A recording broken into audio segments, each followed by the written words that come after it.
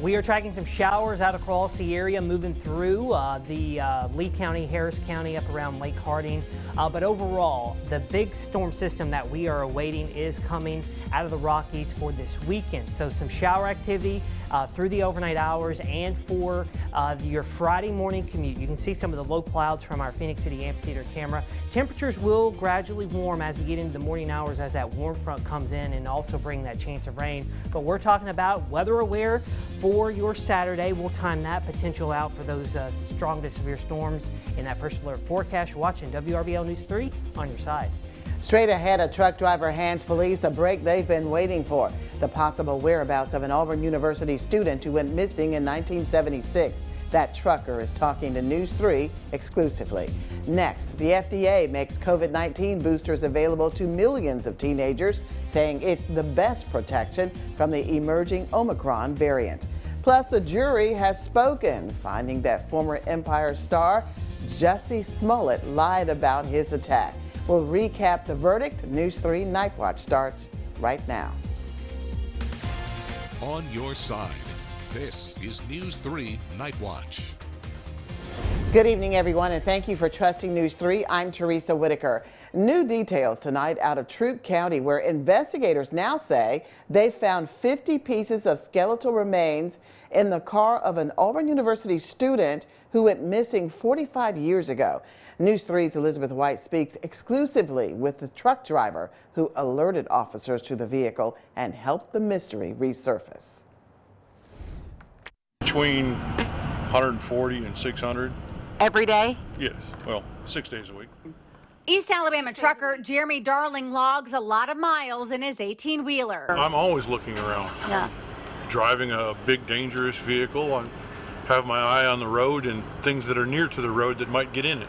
Tuesday, Darling's alertness helped locate the presumed skeletal remains of 22-year-old Kyle Clinkscales. The AU student vanished from a LaGrange, Georgia bar where he worked in 1976.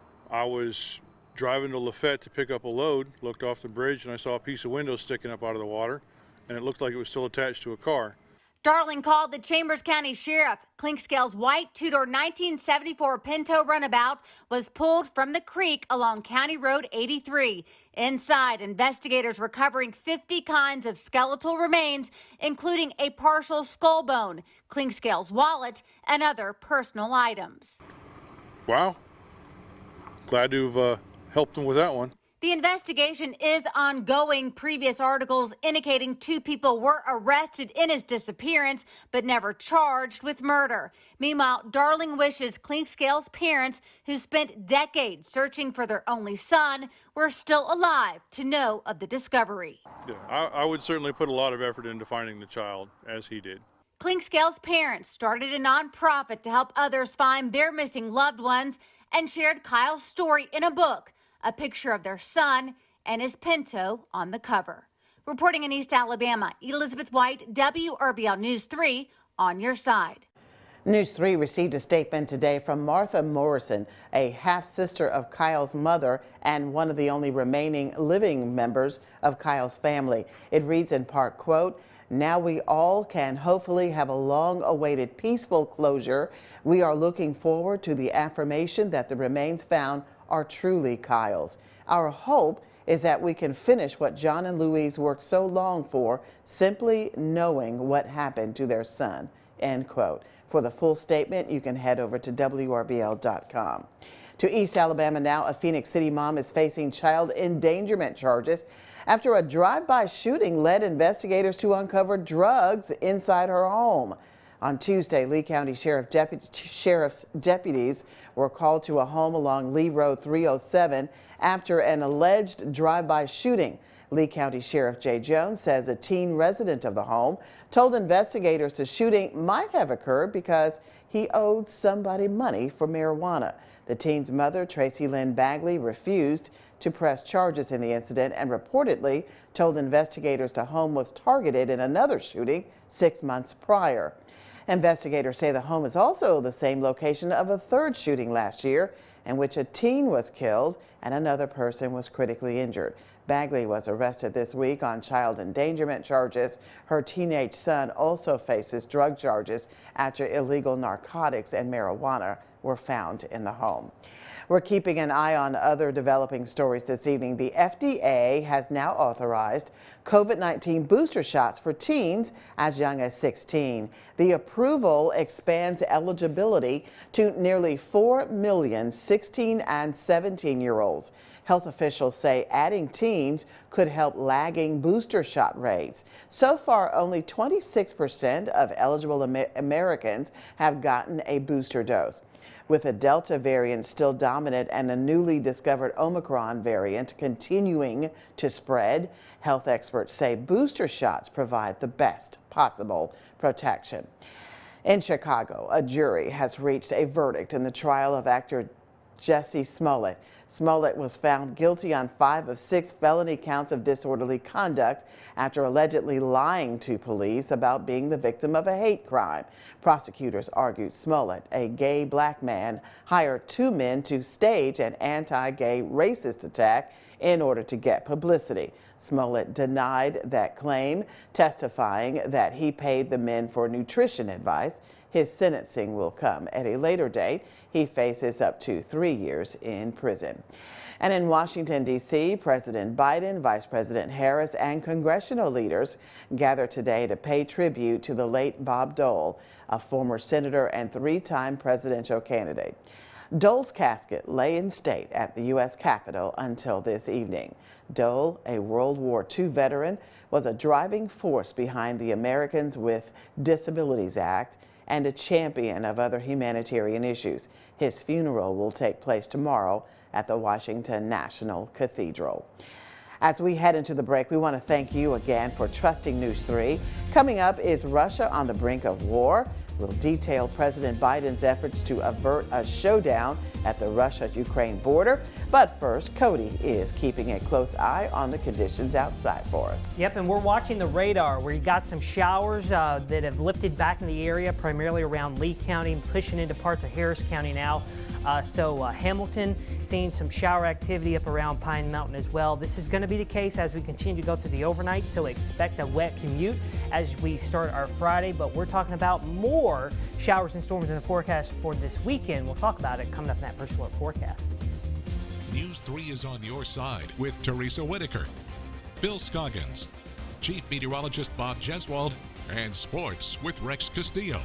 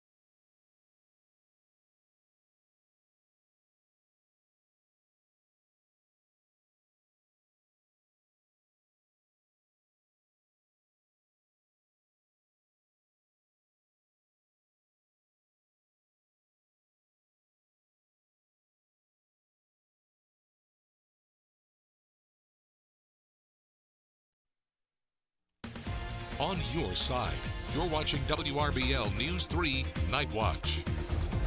President Biden is continuing his efforts to prevent a foreign policy crisis on the Russia-Ukraine border, where thousands of Russian troops appear ready for a possible invasion. Weijia Jiang has new details tonight from the White House. In a one-hour phone call this afternoon, President Biden reiterated to Ukrainian President Volodymyr Zelensky that the U.S. and NATO allies will offer support if Russia invades. Nearly 100,000 Russian troops have already flooded the border. Ukrainian military officials reportedly warned that they are not equipped to deal with a full-scale attack without the help of Western forces. And experts predicted that the Russians could wipe out the Ukrainian army in under 1 hour. On Wednesday, the president ruled out sending in U.S. troops. That is not on the table. Zelensky has said his country needs more help. On top of the 88 tons of ammunition and anti-tank missiles that the U.S. supplied earlier this year, there are also 150 American military advisors in Ukraine. President Biden warned Vladimir Putin on Tuesday that there would be severe consequences if Russia invades. I am absolutely confident he got the message. Today, he also spoke with the leaders of 9 countries on NATO's eastern flank, uneasy about the instability in the region. Our objective is to make clear the significant and severe economic consequences if Russia were to invade Ukraine. Vladimir Putin escalated his rhetoric, saying that the situation in Ukraine resembles genocide. The White House dismissed the comment, saying that the public should take it with a grain of salt and pointing out that the aggression is coming from Russia. Weijia Jiang, CBS News, the White House. You're on the Night Watch, and there's more news ahead. Cody has your first alert forecast coming up in about 3 minutes. Hurt by a big truck? 1-800-CALL-KEN. One call, that's all.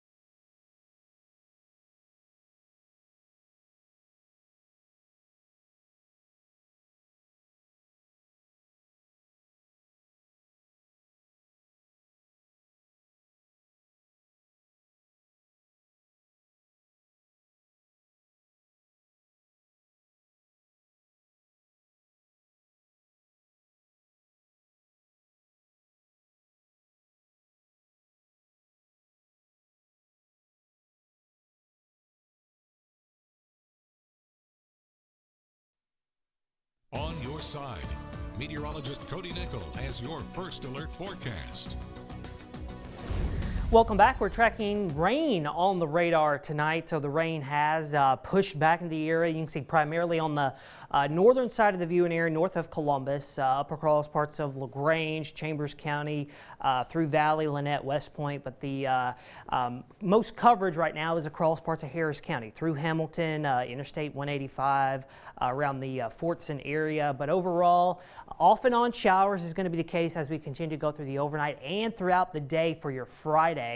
Off and on showers, and we'll take you to the Phoenix City Amphitheater camera right now. You can see those overcast, cloudy conditions, and that's going to be the case as the warm front starts to push through. Temperatures will start to slowly warm as we go throughout the overnight into the morning, all ahead of Saturday's system with the cold front. That's what we're going to be anticipating, the potential for some strong to severe storms. So we'll go in a little bit closer with that radar forecast. So through the morning, you can see about 4 o'clock showers, maybe a few rumbles of thunder with this as the warm front lifts through the area. Even by midday, somewhat overcast, cloudy, and then as we get into the afternoon, maybe we get the sun to return. But overall, as we go throughout Saturday morning, just maybe some light showers ahead of the front, depending on how much daytime heating we get will also determine our severe weather potential as we get into Saturday afternoon and into the evening hours. But the main line starts to come in, we're going to say about 4 o'clock, 3 Central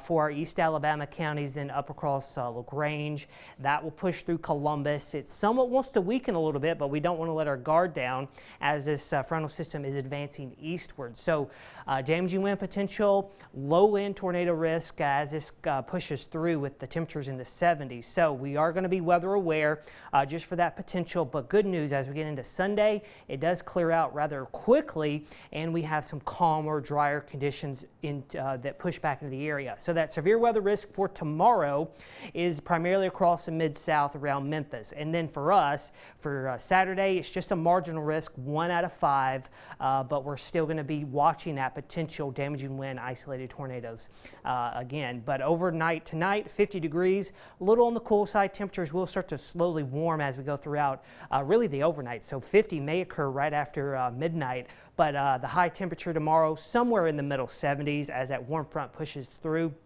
Off and on showers, and then we're talking about 4 to 11 with the potential for some strong to severe storms with the frontal system, and then we are talking about cooler temperatures for Sunday and Monday, and then that chance of rain stays away for next week with those temperatures approaching 70 by Wednesday and Thursday. Teresa? All right, thank you so much, Cody. Stick with us here on the Night Watch as we honor our newest athletes of the week. The Carver Tigers are heading to the state championship for the first time in 14 years. We put the Tigers in the spotlight after this break.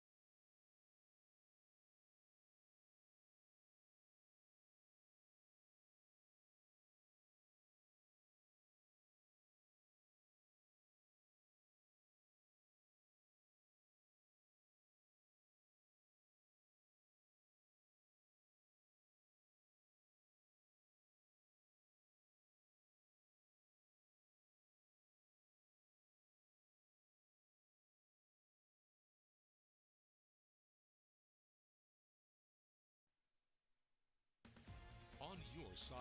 You're watching WRBL News 3 Night Watch. The Carver Tigers are on their way to the state championship game for the first time in 14 years. Fans hope they can end the streak and bring back a state title tomorrow. We at News 3 gave them another honor, our Athletes of the Week award. Carlos Williams has more. The Carver High Tigers football team has exhibited a never-say-die attitude this season en route to their championship matchup against Benedictine. Take, for instance, last Friday night's semifinal round showdown against Cedartown. Just when it seemed like Coach Corey Joyner's team was done for the season, the Tigers found a way to win. Man, being down by almost 10 points, man, being down by 2 scores, that was kind of new to us, you know. But I like the way our team fought back and showed the resiliency to not to give up, not to quit, and they showed some character. We showed some character out there, and that was very exciting for me. And just when did Coach Joyner know that this year's group would be special? Oh, we knew it coming in. We knew it coming in because a lot of these guys have played since their sophomore year. This is their 3rd year playing with us. Some have gotten some of the playing time their freshman year. So we knew coming in the special team that we had, and I think before we even took the job, I had already said we were going to be in this position before I took the job. Now, in order to bring home a state championship, the Tigers would have to take on yet another tough opponent. This one, the Benedictine Knights from Savannah, Georgia. They got a quarterback that's outstanding, man. I mean, he really runs their offense. They jump from a spread offense to an option offense. And so being able to be diverse like they are, it's going to be tough for us. It's going to be a very tough game. And with that, we say good luck and congratulations to the Carver High football team, our latest WRBL Prep Zone Athletes of the Week. On the hill at Carver High School, I'm Carlos Williams reporting for News 3 Sports. On your side. Ahead in sports, we'll stick with the Carver Tigers as their fans sent them off in style, right, Rex? Teresa, you knew there was going to be a party for the Carver Tigers on their trip to state. But coming up after the break, we'll get a closer look at head coach Corey Joyner's path to the state championship. That's next.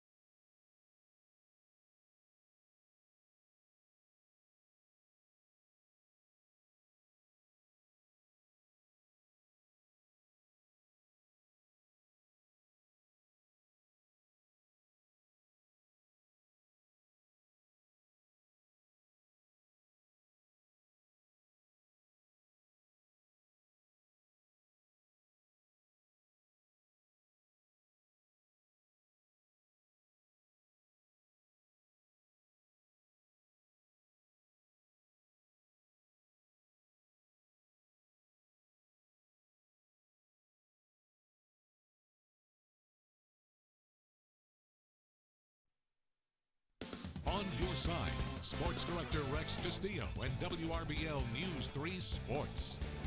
The Carver Tigers haven't lost since August, and on Friday afternoon, they have an opportunity to do something that's only been done by 3 other schools in 30 years in Muskogee County: win a state title. The Carver family came out to see the Tigers board the buses to Atlanta, where they'll play Benedictine at Center Park Stadium. The band and cheer squads came out to perform as well, and several community leaders also appeared to give words of encouragement.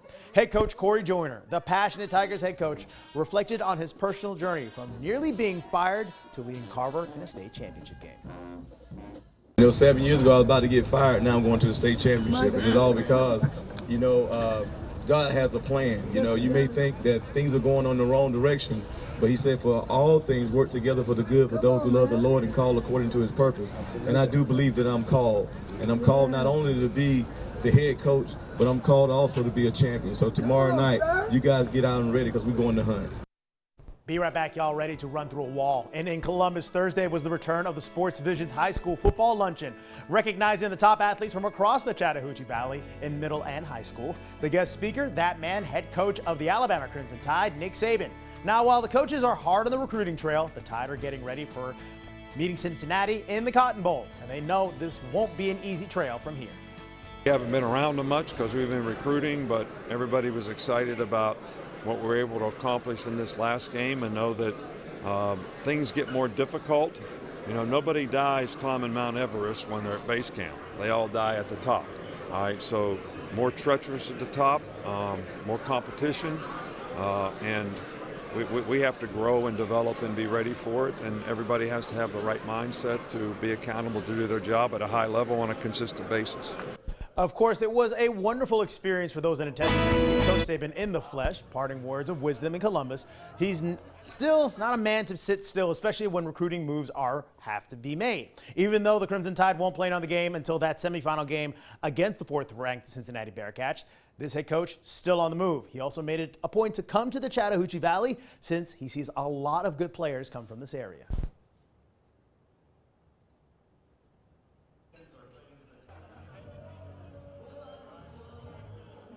There's a lot of good football programs in this area. There's a lot of good football players. So having a presence here is, always something that we look forward to. Switching gears to a different kind of football, it was a time to celebrate this Northside girls soccer program. Senior Brianna Conley is taking her soccer talents from the Fountain City to Georgia Southern. This recruiting process was a strange one for Conley since the COVID pandemic derailed a lot of her expected visits to different universities. Now she can finally breathe a sigh of relief, and her family can continue to watch her at the next level. It honestly felt like weight off my shoulders because due to COVID, recruitment process kind of got messed with. So finally being able to sign my paperwork just released some stress from me and my family. It did, because I wanted my family to be able to come watch me, and Statesboro is only 3 hours away. So having family there like I'm used to really means a lot. Guys, that'll do it for sports, but stick around. There's more News 3 coming up right after this.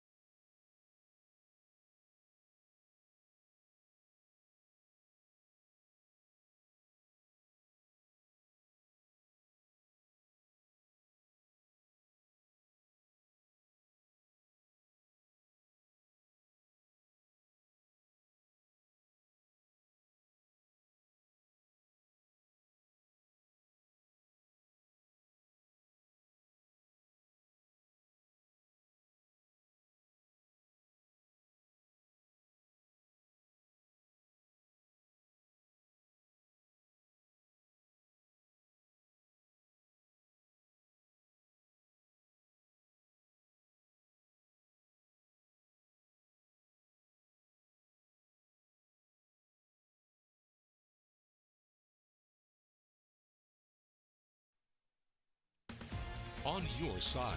You're watching WRBL News 3 Night Watch.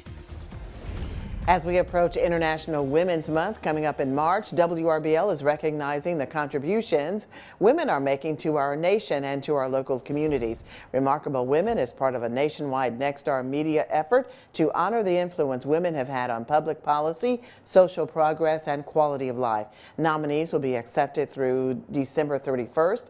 You can fill out the nomination form by going to our website, WRBL.com.